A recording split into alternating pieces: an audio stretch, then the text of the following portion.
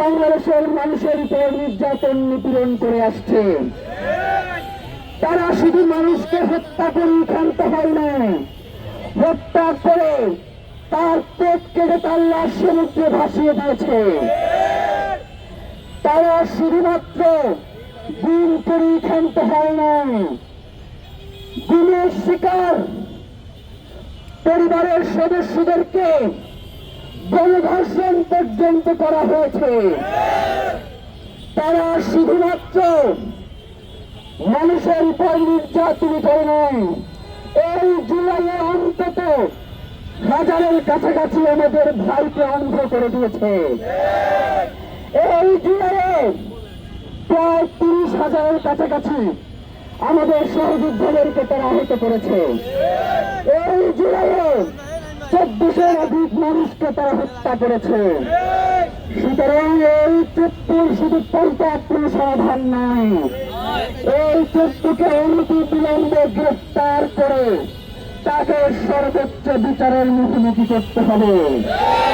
নয়তো যুক্তরাষ্ট্রদূতি হওয়ার পরে যে ঝড় তুলতে চেয়েছিল, যে আক্রোশ মানুষের প্রতি জ্ঞাপন করেছিল, আমরা বাংলাদেশের জনগণ আল্লাহকে সাক্ষী রেখে বলছি, এই চুক্তির ব্যাপারে বর্তমান সরকার কোন ধরনের যদি আপোষের ফয়সালা করে, তাহলে আমরা সরকারের বিরুদ্ধে রাজপথে অবতীর্ণ হব। এইখানে কোন ধরনের আপোষ চলবে না।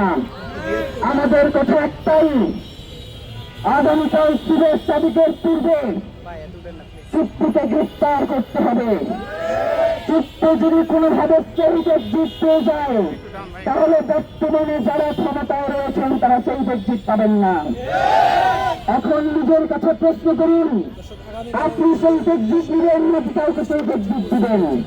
এই সিদ্ধান্ত আপনাদের উপরে আমরা ছেড়ে দিলাম। অনেক ভুল করেন, আমরা সেই ভুলগুলো ধরি না, কারণ জুলাইয়ের পরে একটা টালমাটাল অবস্থায় আপনার সরকারের দায়িত্ব গ্রহণ করেছেন। কিন্তু যদি মনে করেন এইগুলো আমাদের দুর্বলতা, তাহলে আপনারা ভুল করছেন।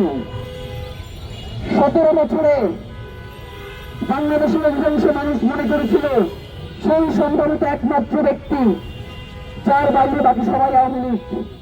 কিন্তু এই জুলাই গণঅভ্যুত্থান দেখিয়ে দিয়েছে তারা শুধুমাত্র সহ্য করেছে, কিন্তু সার্বভৌমত্ব দেখিয়ে দেয় নাই। সুতরাং এখন যে আমরা চুপ করে আছি, প্রতিনিয়ত কোন ধরনের আন্দোলনে যাচ্ছি না, রাস্তা অবরোধ করছি না, এইগুলোকে যদি মনে করেন যে আমরা হাল ছেড়ে দিয়েছি, তাহলে ভুল করছেন।